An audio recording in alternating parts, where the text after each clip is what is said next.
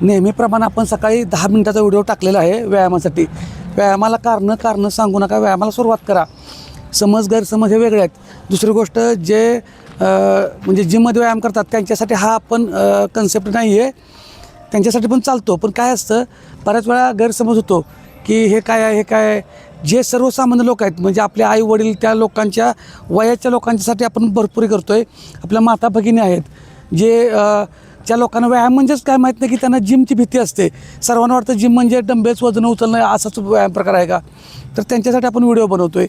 प्रत्येकाचं आरोग्य सुधारावं हा एक कन्सेप्ट आहे. पण वजन वाढलं ह्यानं लोक टेन्शनमध्ये निघालेत.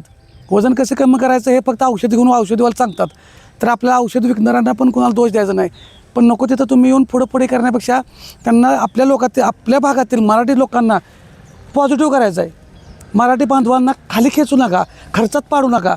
तुम्हाला पण माहीत आहे, मला पण माहीत आहे, घरातलं खाऊन वजन कमी होतं आहे. त्यामुळं आपल्या मराठी बांधवांना तोट्यात आणू नका.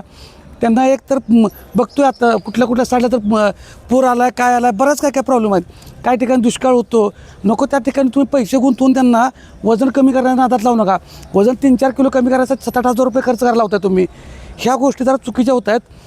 आपल्याला कोणाला दोष द्यायचा नाही. आणि कुणीतरी येऊन मापं काढत बसू नका की याला काय कळतं आहे, हे चुकीचं आहे, ते आहे काय असायचं, चुकीचं असू दे. प्रत्येक घर साखर खातं. साखर मी किती प्रमाणात खायची, काय खायची सांगितलं, पण ती कशी बर्न करायची हे पण सांगतोय.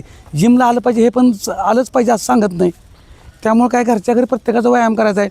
बरं त्यांचं काय आपण पैसे घेतो काय, त्यांना घरातलं खायला लावतोय. त्यामुळे चुकीचा कोणी संदेश देऊ नका. आपल्या मराठी बांधवांना, मराठी माता भगिनींना पॉझिटिव्ह ठेवा. आत्ताचा काळ हा उगीच सर्वांना माहीत आहे, घरातलं खाल्लं की वजन कमी होतं आहे, हेल्दी राहतं आहे. आणि आपण बाहेरचं आणून विकत घेऊन 7-8 हजार 10 हजार काही जण तर फोन येतात, माझं 15,000 रुपये घेतलं महिन्याचं. तर असा काही गैरसमज करू नका, लोकांना भ्रमात ठेवू नका आणि त्यांना चुकीची वर्तवणूक देऊ नका, असं माझं म्हणणं आहे. बाकी तुमची इच्छा पण ऐकणाऱ्याने ऐकू देत, करणाऱ्याने करू देत. आणि अशाच माहितीसाठी फॉलो करा. व्यायामाला कारणं सांगायची नाहीत, व्यायामाला सुरुवात करा.